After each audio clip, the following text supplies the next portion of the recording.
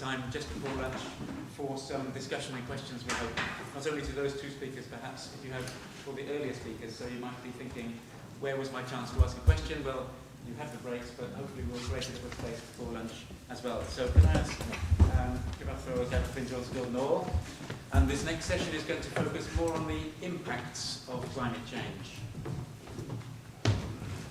Oh. Diolch yn fawr i chi. Dwi am siarad yn Gymraeg a dwi am drio bod yn fyr.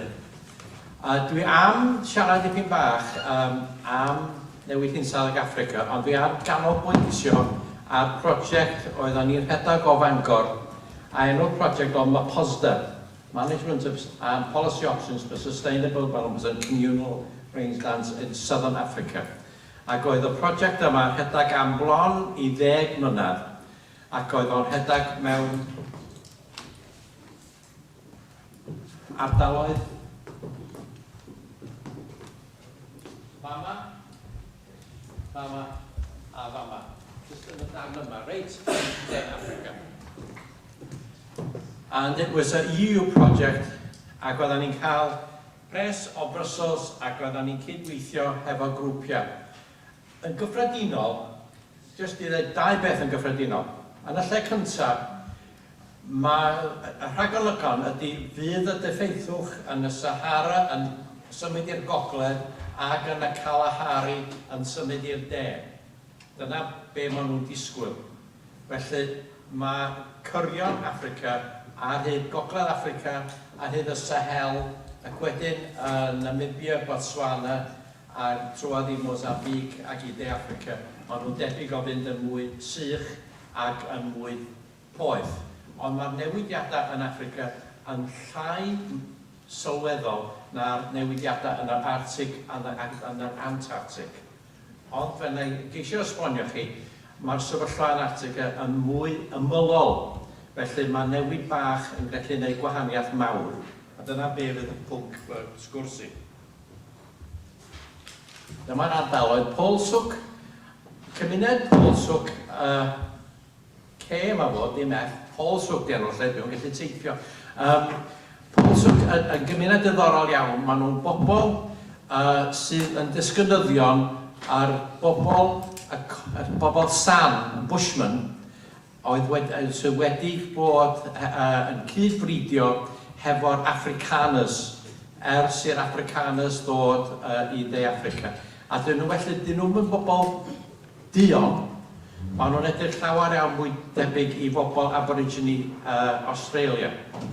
A maen nhw'n bobl unigryw, a maen nhw wedi cael eu gwthio i corneli, a dyn nhw'n perthyn i'r dyn a'r gwyn. Maen nhw'n anodd iawn. A wedyn yn y Kalahari, oedden ni'n delio hefyd, oedd y cymysgedd o bobl Botswana, hefo bobl hefyd, bobl San, ac wedyn Hala John, oedden ni yn y mynyddoedd yn Maloti, ac bobl Basotho oedd feina. Dyna'r bobl oedden ni'n delio hefo nhw, yn gweithio hefo nhw. A dyma'r tîm, a fe welwch y tîm, ac oedd y tîm yn cynnwys bobl oedd yn economegwyr, yn cymdeithasegwyr, a ecolegwyr, bob math o bobl i drio gweld yn y cymdeithas yma sydd roedd mo'n symud ymlaen i greu cymdeithasau oedd mwy cynaladwy yn yr ardal, ac yn y tair ardal hytrach, oedden nhw gyd yn dibynnu ar tiroedd comin. Ar tiroedd comin, ac oedd nhw'n hen drefn i ddefnyddio'r tir comin, ac oedd y drefn yna yn aradeg yn datgymalu rwan o dan dylanwad y gorllewin. Mae'r cyfaill yma, yn Cyflwyniad, fo rwan ydi gweinidog datblygiad economaidd Lesotho.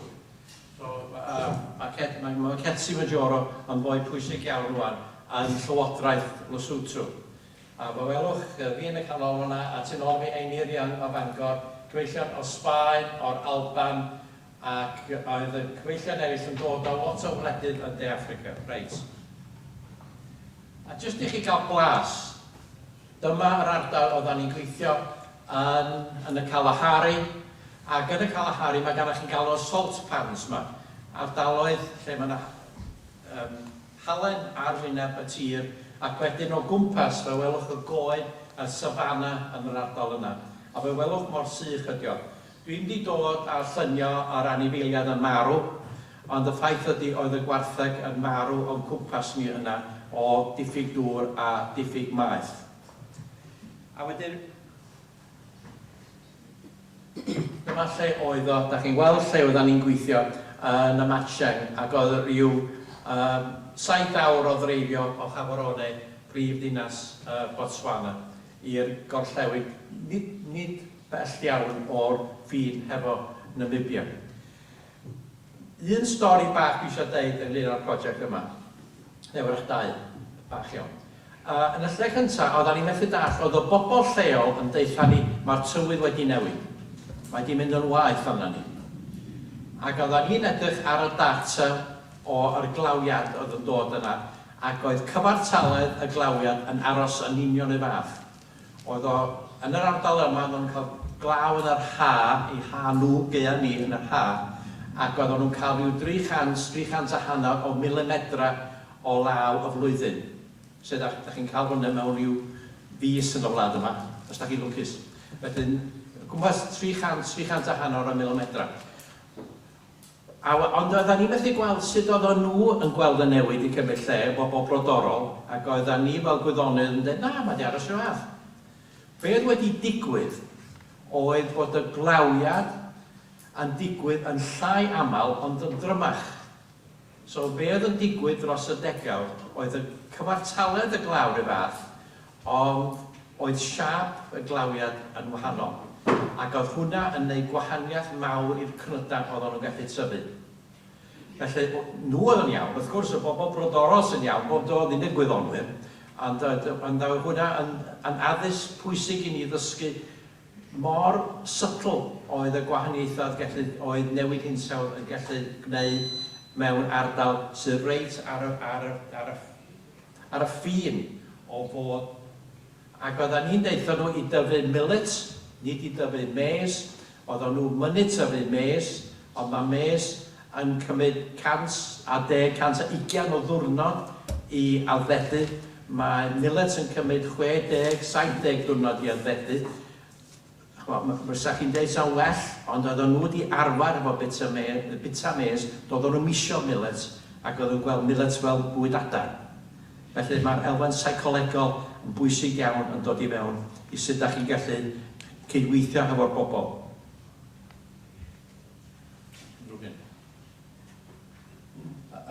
A beth arall am fama, oedd na paradox mawr. Mae Botswana yn wlad cyfeithog iawn am bod nhw'n allforio diamonds i ni. A mae llywodraeth nhw wedi bod yn falus iawn i sicrhau bod y pres o'r diwydiant diamonds yn cael ei gadw yn y wlad. Mae wedi bod yn gyfrifol. Ond mae yna draddodiad o fridio gwartheg, a mae pawb eisiau gwartheg i hunin, mae'r bobl eisiau gwartheg. Wedyn, be maen nhw'n gwneud ydy maen nhw'n troi pres diamonds i wartheg, ond mae gen nhw'n gymaint o wartheg, mae'r gwartheg yn gwneud drwg i'r tir. So mae yna paradox yna yn ynglyn â'r datblygiad. Ar ail le, sa chi'n gallu bod yn bryniau Cymru. Dyma'r pentrefi, just halogionau, dwi'n meddwl di hwnna, a mae'r dam, y Catsi dam, mae yna dam anferth o danau yma i yrru dŵr i De Affrica a power i De Affrica. Mae yna gymaint o bwysau dŵr yn y dam yna, mae'n creu daeargrynfeydd yn y mynyddoedd. Ond, di eisiau jyst dweud un peth ynglyn â fama. Mae yna dir gymharol dda fama, mae yna lawiad gymharol dda, ac oedden nhw'n gallu tyfu cabbages, ac oedden nhw'n gallu tyfu garlic, ac gallu tyfu nionod, ond oedd bobl yn Lesotho ddim eisiau brynu cnydau o'r mynyddoedd, oedd well gan nhw brynu cnydau o ffermwyr gwyn De Affrica, cos oedd nhw'n meddwl bod o'n well. Wedyn oedd y broblem seicolegol, a hefyd oedden ni'n trio cael nhw i fedde co-ops, fel bod nhw'n gallu gwerthu stwff oedd nhw'n tyfu i lawr i'r tre meserw lawr yn y de ar y tir isel. Mae'r mynyddoedd yma rhyw 10,000 o drodfeddi, rhyw bron 3 gwaith ychdwr y Wyddfa. Jyst eich chi sylweddoli lle da ni. Eto i edrych ar y newid yn cymryd lle yn y hinsawdd. Dyma graff o'n cyfeillio ni yn Sbaen, a fe welwch, mae yna cyfnodau glyb a cyfnodau sych. A dros y cyfnod a hanner can mlynedd dwytha yma, fe welwch bod y cyfnodau glyb wedi bod yn ara deg yn lleihau, a cyfnodau glyb yn mynd yn llai, a'r rhai sych yn mynd yn lletach ac yn fwy. A mae yna gysylltiad rhwng hwn a'r La Niña ac El Niño, y newidiadau sy'n cymryd lle yn y môr tawel. So mae yna cycles yn cymryd lle. Ac wedyn mae hwnna yn effaith gymharol subtle eto sy'n effeithio ar yr amaethu yn y mynyddoedd yn y Sotho.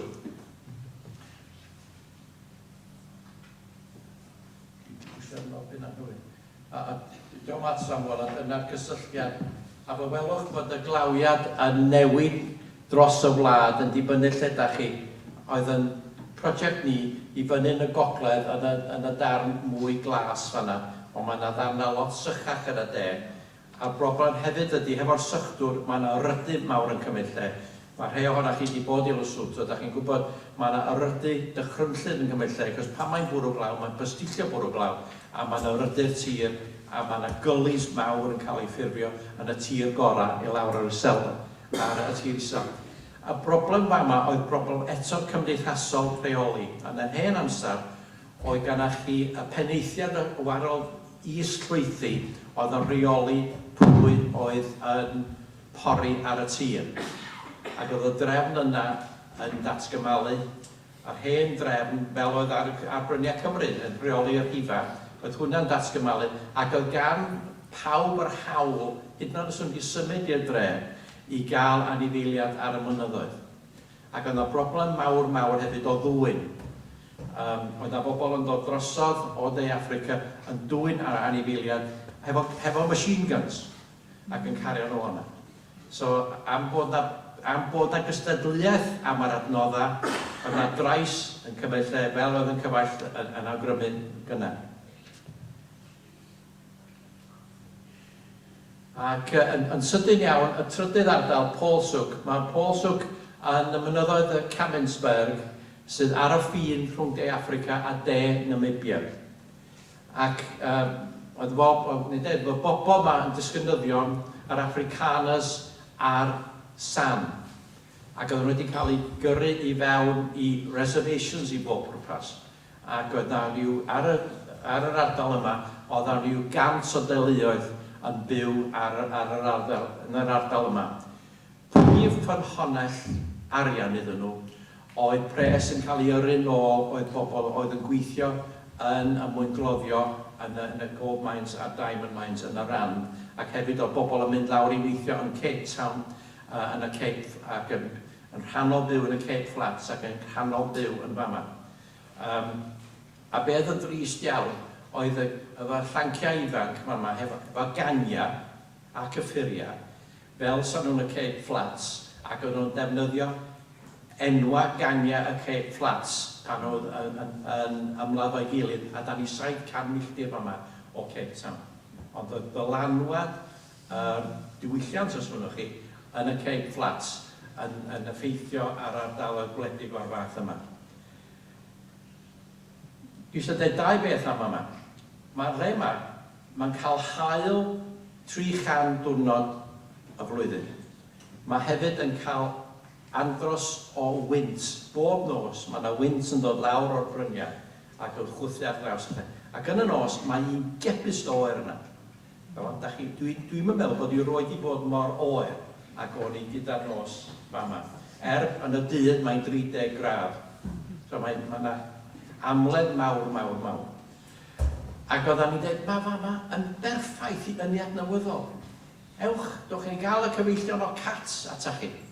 A rhoi cyngor i chi, a rhoi PVs i fewn, a rhoi melynau gwynt sy'n fyny, a fydda chi'n hynna'n gynhaliol mewn ynni, a gan bod gennych chi gwynt yn y nos, ac hael yn y dydd, da chi'n iawn. Ond i'r bobl yn y gymuned, datblygiad oedd gwyfren trydan yn dod ar draws i'w pentra nhw. A dda ni methu'n lan ar gyhoeddi nhw bod hwnna ddim y ffordd ymlaen. Ac oedden nhw'n meddwl bod ni'n ei twyllo nhw. Yn dweud, na, da chi gallu datblygu yn ei adnewyddo. Ond maen nhw wedi cael trydan i fewn, ond y cwestiwn ydy rwan, lle maen nhw'n cael arian i dalu amdano fo. Sa'n nhw wedi gwneud o yn mwy hyn yn gynhaliol, fysa nhw wedi bod, oedden ni'n teimlo'n well allan, ond oedden nhw ddim yn teimlo hynny. A peth yn yr ardal yma, defaid a geifr ydy be maen nhw'n pori yn yr ardal yma. A dyma ni i groi dŵr, pwmpio dŵr o dan y ddaear i ddyfrio yr anifeiliaid. Jyst un darn o wybodaeth i chi. Ar ochr yma, mae'r rhif yr anifeiliaid. Animal numbers, ac wedyn y baria ydy faint o law. A fe welwch bod cyfartaledd a chod draw, faint o law, 200 mm o law y flwyddyn. Hynny. Reit? A dop y wyddfa, da ni'n cael 2000. Iawn, stopio rwan. A wedyn...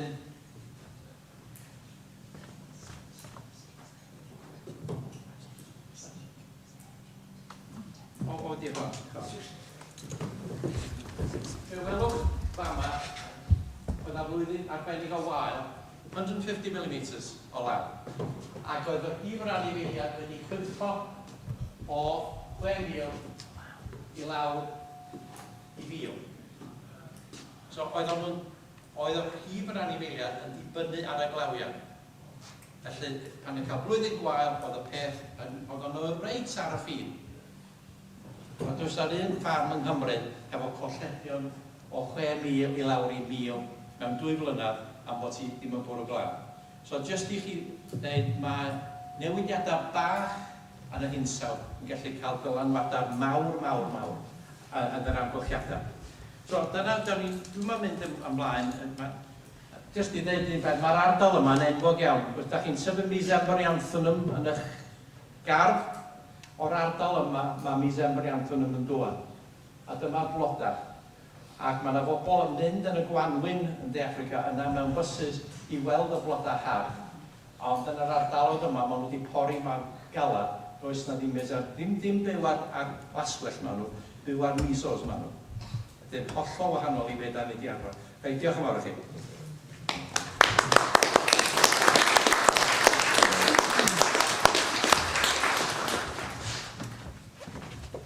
Diolch yn fawr unwaith eto. Bydd athro yn ôl efo ni yn hen hanner awr.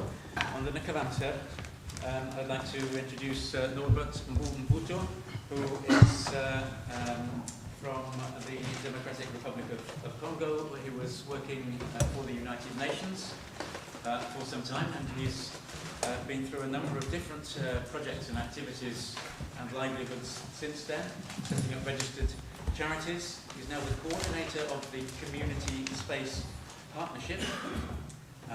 He's taken advantage of heritage lottery funding to sponsored a project exploring the work of Henry Morgan Stanley, who was born in Denbigh, North Wales, and is now frequently used by the BBC to give commentaries and analysis on the situation in that part of Africa.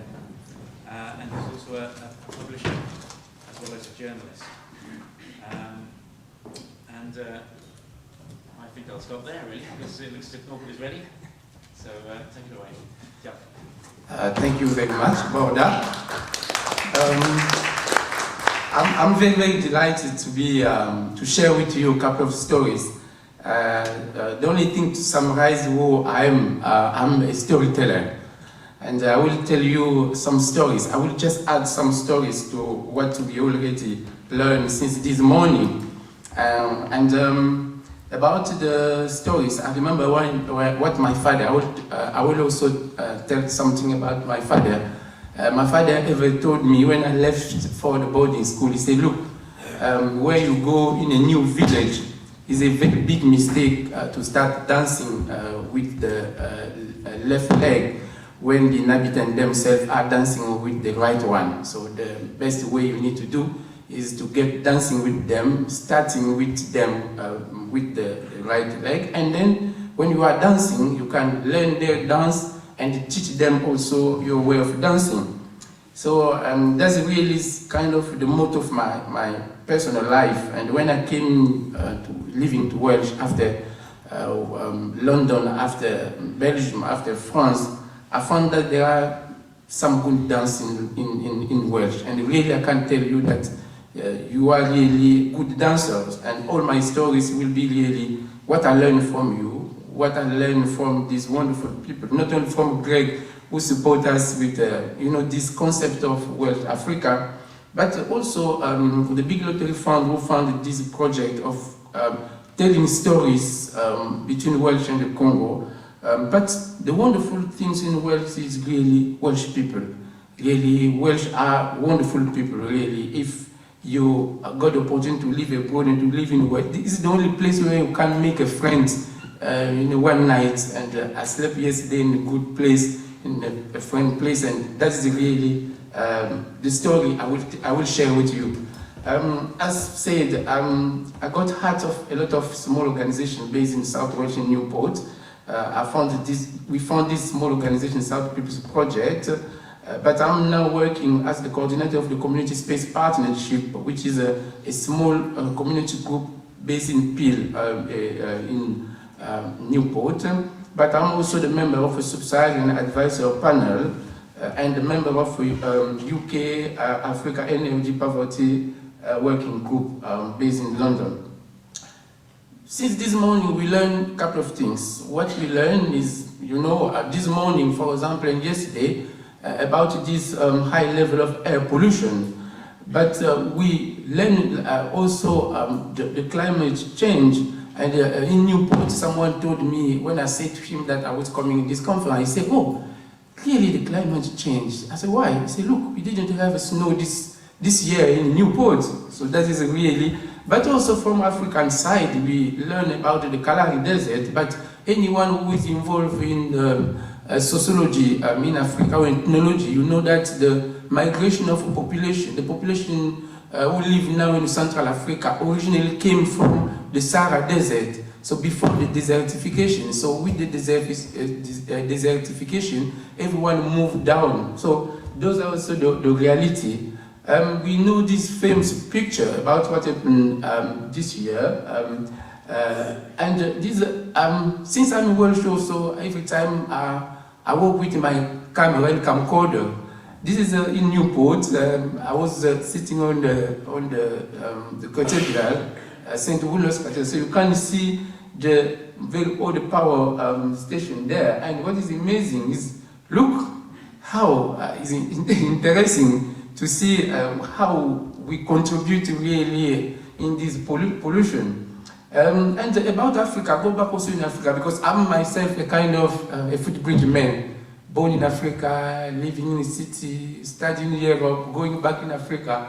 And in Africa, about the climate change, you got this story of the Lake Chad, who was a reservoir.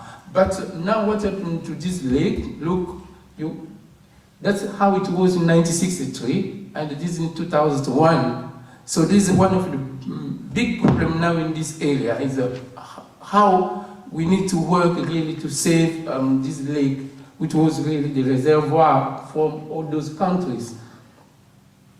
But there is a kind of paradox also, especially from the African side, because when you say to African people, oh, you need to stop to cut trees, the deforestation, they say, oh, but we need money, we want to survive. So how could we put in one level this need for people to be developed and to save the planet? And especially now, Africa is really invaded by the Chinese growing economy. And if you go in an African village, you will see Chinese people there exploiting whatever they can exploit. And they are also in the timber, not only in the minerals, but now in the timber. So how really we can put the two things together? I think there is what Greg said in the beginning, that from Welsh there is a kind of pyramidal approach. Working in the UN, I know when you work in the UN, you got all those big macroeconomic projects, but most of the time those projects doesn't have a kind of direct impact to the population, to the poor population. And here in Welsh, what Greg said, we got kind of simple solutions and really to make a change happening in the community. And this idea of a community link, really, I think that is our way really to work on to make a difference. I will tell you the story of where I'm from. I'm from the Congo. And the Congo Democratic, this is the only country in Africa that changed the name 5 times after the independence. We changed the flag 6 times, so this is the Congo. It's very, very easy to find the Congo. You take the African map, you put your finger in the middle, and that is the Democratic Republic of the Congo, the Belgian Congo, the Zaire. So, what is interesting is the connection between this country and Wales. There is a flyer there. In this project we ran, funded by Heritage Lottery Fund. The history of Congo is connected to Welsh. So he was one of the greatest explorers in the world. Is Henry Morton Stanley. He's from Denby. Well known about this famous quotation, Dr. Livingstone, I presume. Young boy, born in Denby, grew up in St. Azat, escaped, went in Liverpool, and then went in America, became a journalist, and decided to found Livingstone, and then became one of the great explorers in Africa. And I know that Stanley's story is really the controversial story. If you say to Congolese person that if Stanley is a bad person, everyone will look at you. So which Stanley are you talking about? So the Stanley Congolese people we know is this wonderful person, is this interesting person. So from this side, really, we need to work also, to know which is the Stanley of Congo. There is some picture, Denby, this castle, and there's a way he was buried in the south London in Surrey. It's interesting about Stanley. This is his name. Born in Denby, John Rollins. He changed the name when he went in America. That making him a very, very controversial guy. But what is interesting, he did 2 times the Trans-Africa exploration from Zanzibar to Boma. Boma is in my country, west of Congo, but from Boma also to Zanzibar. It took him 3 years, and he was only 30 by that time. And in that area, by that time, can you imagine a century ago, no one got any information about what Stanley described to be the dark continent. And you can understand why Joseph Conrad wrote his novel, Heart of Darkness. So this idea, this Congo is really the heart of darkness, so came really from Stanley, who is known in the Congo as a Bulamatari. And Bulamatari in the Congo means the states, because Stanley was the first one who built the road between the sea and the now Kinshasa. So to build this road, he needed really to stone some, to break some stone through the mountain. So they called him the Bulamatari. And from the area where I was born, where I was talking about the Maindombe, everyone, the traditional chief, are still talking about Stanley, because he visited, explored the area in 1882. And what was interesting in Stanley, every time he was tying the friendship relationship with the traditional chief. So everyone is dreaming that Stanley's son or grandson will come back to Maindombe. And when I talk to people that Stanley didn't leave any son, they say, oh, any grandson. So about Stanley, 2 interesting books to read, very, very important. The first one is from Tim Gill, and Tim Gill is the only biographer who read the Henry Morton Stanley archive. And that archive has been disclosed only this October in Belgium. So most of the biographers who wrote about Stanley before never read most of the important archive. And about the Congo, one of my friends, David Van Reybrouck, just published this book, is now a bestseller. This is the English translation. So the first chapter of this book starts by the Congolese stories about Stanley. So the guy met with the grandson of people who were enslaved by Stanley. So, and if you say to those people that Stanley is a brutal guy, no one will understand which Stanley are you talking about. So, Welsh century ago was connected to the Congo, and the Congolese people, we said, the Congo we are fighting now is the Congo of Stanley, because it was him who was the first person to design the Congolese map. But about the Congo, the most interesting is the Congo forest basin. When Stanley explored for the first time this big river from its source to the mouth, he described the forest to the British establishment in London. But because he came from Welsh, no one believed to him. And that's why in the other side of Belgium, King Leopold II, who was looking for land, he got the opportunity, signing with Stanley and send him back to Congo. So really, Belgium owned the Congo because the British didn't believe the Welsh people. So can you imagine? So we need really to make understanding people in London that they need to believe to us from Welsh. So this is really, this is familiar to me because I was born and I grew up in such area where you have not only trees, but you have animals, but also you have also the timber, exploitations. And about the Congo rainforest, it's known that that is the second ecosystem about diversity reserve after the Amazon. So this is, if you check the African map in the left, the green, as the professor showed, is the main part of the Congo Basin forest. And now in the left side is the area where I was born. Is known as the Mine Dome. It is explored by Stanley in 1882. And the city where I grew up is Boko, where we try now to link with the support of the Community Link project. It's not very, very easy because it's again the heart of darkness. And if you check the map of Welsh Africa Community Links there is a kind of a wall between all the projects in the east of Congo, and the only dot in the west of Congo is what we are trying now. But I need to tell you that is not very, very easy. It looks like we try to do what Stanley did a century ago, because to have information from this side is difficult, so we need really to work on it. So a lot of challenge, but those challenges are doable from the Welsh perspective. So what is interesting about where I was born? I was born in Bokoro. I will show you some pictures. It's really the border between the rainforest on the north and the savanna on the south.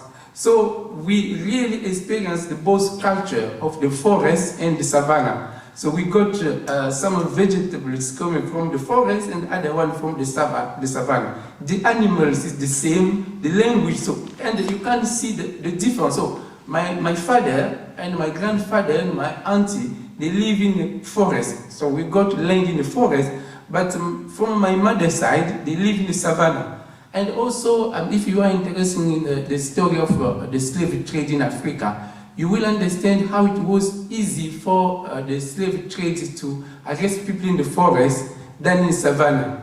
And my father's family moved from the forest to the savannah to escape from the slave trade. And we got a lot of stories connecting to our family about it. So what is interesting is that this is where I studied, is the boarding school seminary, because when I was young I wanted to become a priest. But since I changed my mind, so this is the seminary. So this river is really in the south of this river at the beginning of the savannah. In the north, so when you look on the north of this river, you got the rainforest. And what is interesting is in the south, we experience, as I will explain, how really we experience the deforestation, this is the seminary where I studied, some nice picture. So we use, this is everyday people, they use the canoe to go farming in the rainforest area. So those are from the south, going farming in the rainforest area. But we can experience also how it becomes now difficult to go farming or to have fish from the forest area since a couple of years. I will tell the story of my father and my mom. My father died in 1887, but my father was an agronomist. So I was born in a coffee farm, and I grew up in a coffee farm. We left the coffee farm in 1974 when Mobutu did what Mugabe is now doing in Zimbabwe. So in 1 year, we lost really everything, but it was interesting because my father invested in the houses. So we came in the city and living in the cities since, because my father changed the way of farming. Instead of be connected to the forest, going back to the forest, we started having in our place the gardens. And this garden really, we survived with this garden till my dad passed away. But what is interesting is I tried to, when I went back to visit my mom, last time was 15 years ago, this is the fact, the situation there. So I tried to do this graphic. You go to the kilometers to the farm, you go to the age of my mom in the middle, and you go to the production. So when I was young, my mom was walking almost 2 kilometers to the farm. But when I was 15, she needed to walk for 5 kilometers. And when I was 30, she needed to walk for 7 kilometers. When I went back, my mom needed to walk for 12 kilometers. But by the same time, the production is not follow the same line. So this is really the impact of the situation. And last time when I talked with my mom, she said to me, well, I need some money because we want some people to work again in our coffee farm. But he said, we got to say there's a problem now of the land, because, in the family, your sisters, your cousin, they got a lot of children now. So we don't have enough, forest for them. So people start to really argue and fight more and more. And I said to her, Mom, you need now to learn what Dad said. People need now to use, the gardens. Oh, he said, but they need someone to come to teach them what your father was teaching to people before. So this is really what we can share. We can share with those people from Welsh perspective. I'm very, very impressed about the job some community groups are doing in Lesotho, in Uganda, about the coffee farm. And that is really what we could learn and, share with Congo. There is a big problem, and those big problems could be solved from a Welsh perspective. I was born in a coffee farm, as I told you, and I started studying there. And where I was born, if you offer to a boy this candle, you will, in evening time, you will see 10 of them around to read. So I started reading, I started studying evening time, using either my candle, or you can see this kind of lamp. I learned how to make them myself. So we learn also how to make those lamps for our light. But can you imagine? And I think the professor could help us to calculate how, do you see the carbon? So that is the word. How we burn with those lights. So this is really where really we can contribute. And you can see, on my table, I got when I came in Wales for the first time, I was surprising to see the solar garden lamps. So what I did, I bought 10 of them, and there was just £2 a lamp. I sent to my mom. And after 3 months, I received a long letter by people of the village. They want me to become the next MP. So the only way for them, they say, I need to bring them those lamps. And so what I started doing, I started to do the collection of all the solar lamp or the small lamp I can find. And this is the latest one that reminds me my lamp. So this is very, very interesting. So, and I start, because I was very, very strong in physics in secondary school, I started using whatever I can find with the solar panel to put batteries there and to do the connection. And really, every 3 months, I try to send some to my mom. And luckily now we got the communication with all those mobile phone companies. This is not a problem. So, but I can't talk with her. I can't check how they work. So this is really something that we want really to work on it. My mom also was going farming with a bike like this one. So if you offer a bike to an African family, this is a huge investment. So probably this is also another side we could explore to help from that side. But as I said, the paradox of Africa, of Kinshasa, of Congo, this is Kinshasa, the capital. It looks like London. This is the paradox of Kinshasa. Those are the cars for the Congolese MPs. And another paradox of Congo, while we are thinking about the solar lamp, but look there, we got one of the biggest dams in the world. And the World Bank will invest, look, the figure, the money, to build this, to rebuild this dam so that it can provide electricity, not to Congolese people, but to South African company, because this dam, they say that it could provide electricity from Cairo to Cape Town. And in Kinshasa, the paradox is we got this big dam in the west of Kinshasa, and you got the electricity till the west, the east of Kinshasa, 2,000 kilometers, but all the cities around don't have lights. They just see all those wires and the electricity passing there. So, and it's not easy for us from Welsh to go in a World Bank to say to those people, please give electricity to those. But what we can do in Welsh, we can bring our solar lamp or our small, candle lamps. I think that is the way we can really make a difference there. It's possible to change the world from Welsh. And I said to you that I got a lot of stories. One of the stories probably you never learn about is the story of the Congo and African Institute of Welsh, based in Colwyn Bay. This is an interesting book just published a couple of years ago. This guy he was living in Colwyn Bay. His name is the pastor William Hugh, friend of Henry Morton Stanley, who came back from Congo in 1884, sorry, with the toys from Congo. And they settled in Colwyn Bay. Those boys was singing gospel from Cardiff to Wrexham.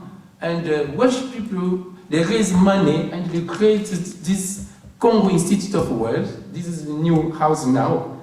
Unfortunately, those two boys died in Welsh. So that was the first time that we got the concept of Pan-Africanism. He was born in Colwyn Bay because it was the first time this pastor he was doing, taking young people from Congo and from Africa, bring them to Welsh, teach them there, and send them back Africa. So he thought that the best way to make a difference in Africa is to take African people, bring them here, teach them and send them back.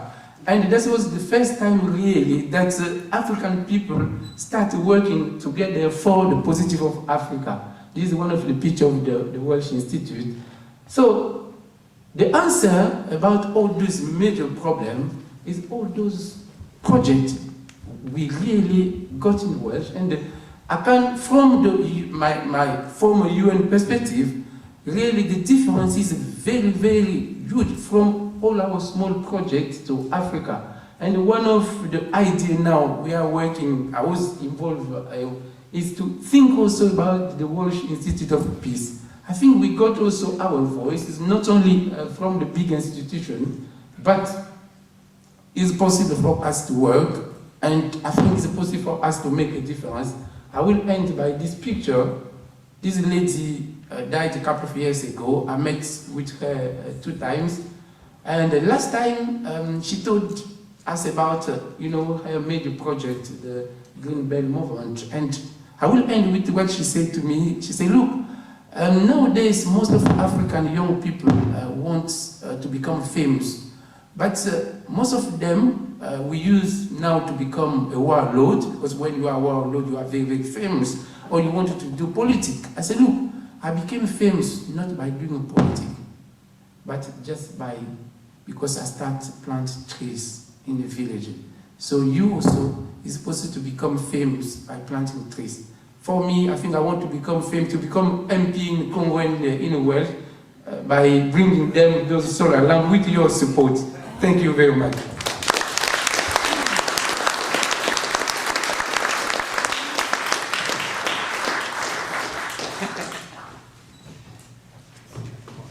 Oh look, there we are. That must be our cue. So we do have a short time now, 10 minutes or so. And since Norbert has given us the favour of putting the word questions on there, maybe we should start with questions directly to Norbert, and then we can broaden out from there to any of the other speakers we've had this morning as well, and contributions as well as questions as well, of course. Maybe you could be ready with your headsets in due course if anybody wants to contribute as well. Of course, okay. Norbert, come back. So, who would like to contribute? Nick? Yep.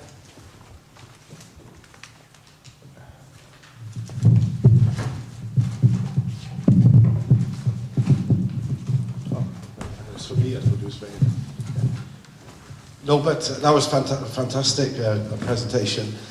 You mentioned slavery and the impact it had on your family, and I wonder what period you were talking about, because we perceive slavery as something that is 150, 200 years old, but were you talking about a more recent period? Because it obviously continues throughout the world to this day.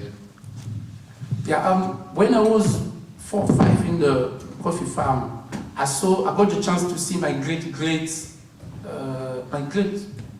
grandma, and she was singing a song in our mother tongue.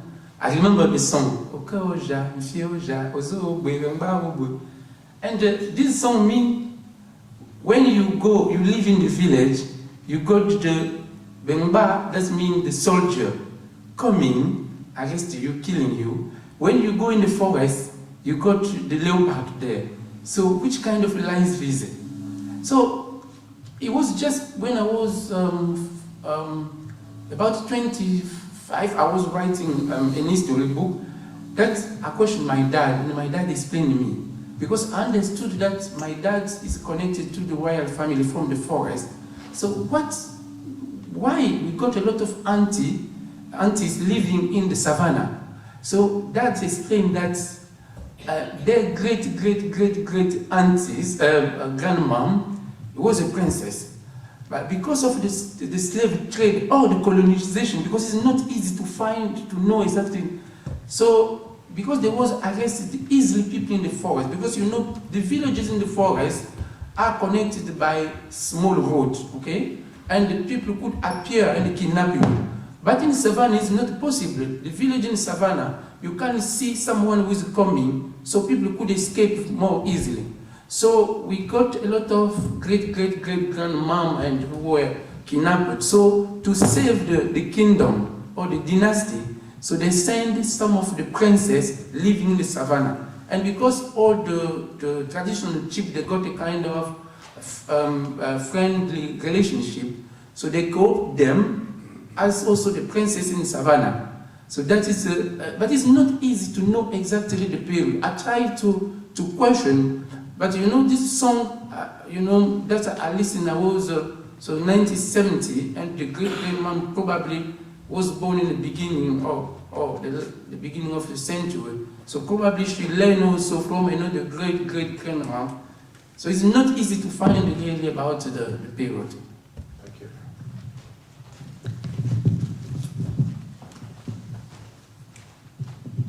Hi, my name is Nancy from Women for Resources. We are based in Swansea. I'm interested in just getting a few facts from you on the impact of the big dam, the large dam you've talked about on people's livelihoods in Congo. The problem is you got around this dam, because the dam was built by the Belgium during the colonization. It's not possible to farm around. But the problem is, people who live around, they don't have the light and the the use of electricity. This electricity is being made really to sell to big company.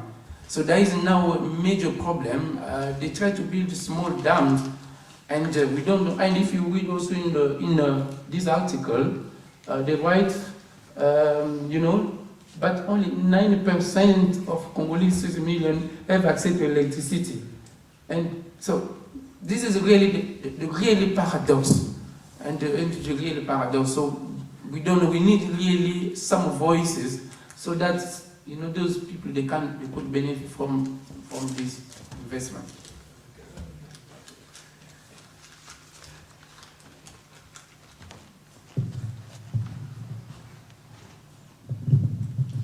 Craig made a very interesting point that in fact women and girls were going to be very severely affected by climate change, and really it's a question for everybody, including you, Norbert, but a question for all the speakers this morning.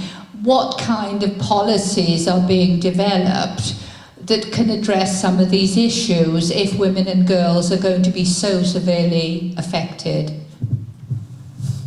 I think that is the real problem. I told you about my mom and my sister, so I know how it affects them, because they need more and more, they need to walk more and more every morning. So my sister now, because my mom couldn't go anymore, but my sisters, my two sisters, now when they go farming, they need to sleep there and come back just the day after.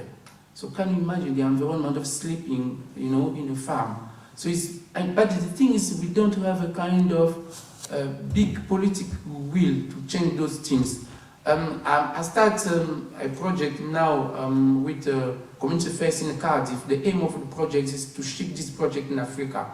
When I was born, grew up, my mom got a sewing machine, and she was sewing everything since I was born.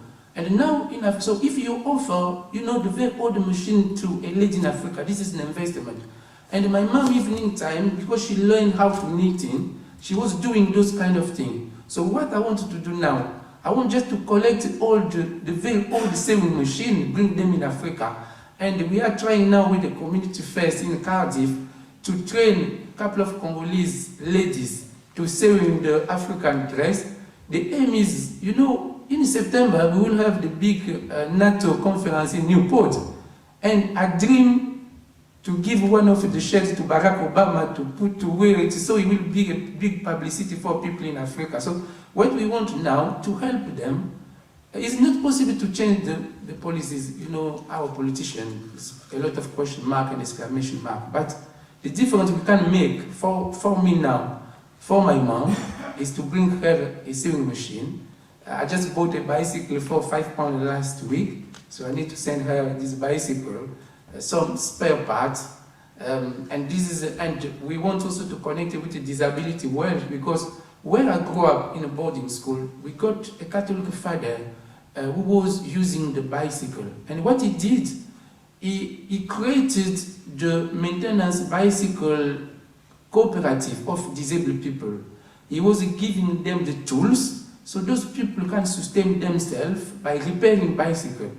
But since this father died 15 years, those people, they just need some new tools. So those are kind of ideas we want to pick up from here to make a difference from, I told you in the beginning that we got a pyramid.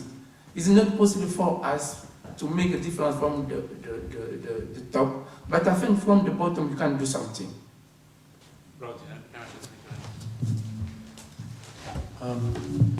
I think I'll speak in English. It seems to me you can think of it in two ways. You can think of it in terms of the micro issues. The ladies in Paulshoek spent 6 hours a day walking to get either fuel or water, and that's common, as you were saying, Norbert. And that would be regarded as woman's work.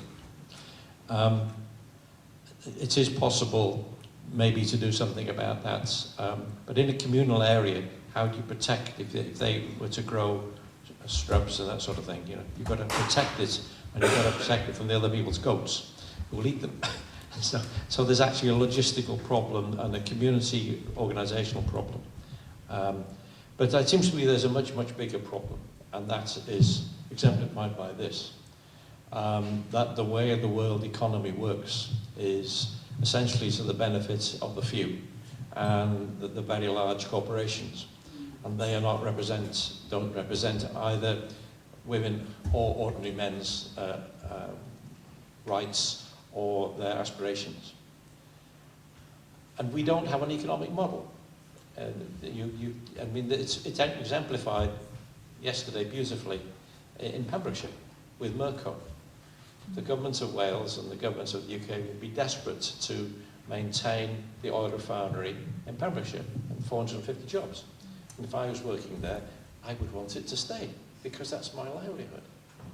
On the other hand, if we're going to combat global climate change, then the evidence is that 65 to 70% of all the known oil and gas reserves have to stay underground, right? So that the assets of the big companies are useless because they shouldn't be used. And as you said, we're trying to find more because we're trying to develop fracking. But if we use the fracking, we'll undermine ourselves. So we don't have an economic model. And I've been talking to economists. There's a really good guy in Cardiff called Calvin Jones, who's a radical economist. But there are very few of them around. And you ask, why they don't, and they don't get funded.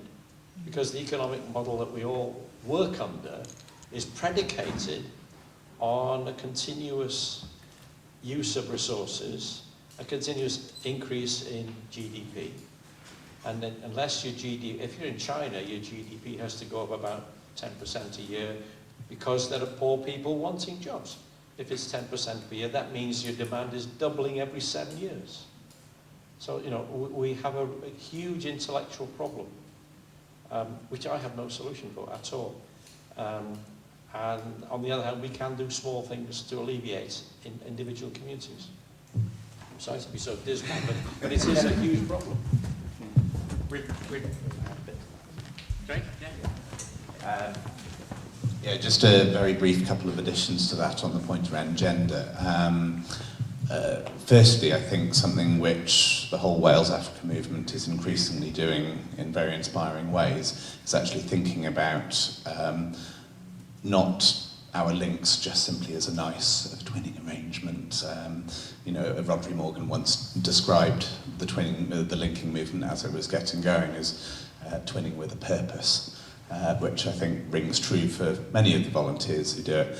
But increasingly the movement's been thinking much more about the conveyance of equality through the links. And that's important in terms of the power relation between North and South, but it's also important in terms of empowering women, disabled, the LGBT issues that have been going on in Uganda recently. There's lots of different equality issues that links can play a great role in.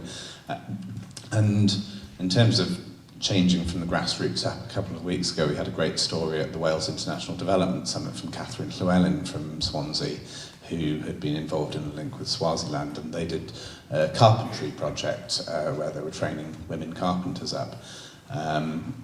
And apparently one of the local men dignitaries absolutely refused to believe it could possibly be done because this is simply not something that's the role of women, and he was shown something that they'd made and refused to believe it, acknowledge it. So he was actually taken to the workshop where these women had been working with Swansea women carpenters, and he couldn't believe it. His entire world was turned upside down. And yes, we can't probably quite tackle the global economic models on an individual basis, but actually those can be tackled by lots of those individual light bulb moments of realising actually what equality really means in action in terms of what ordinary people can actually do.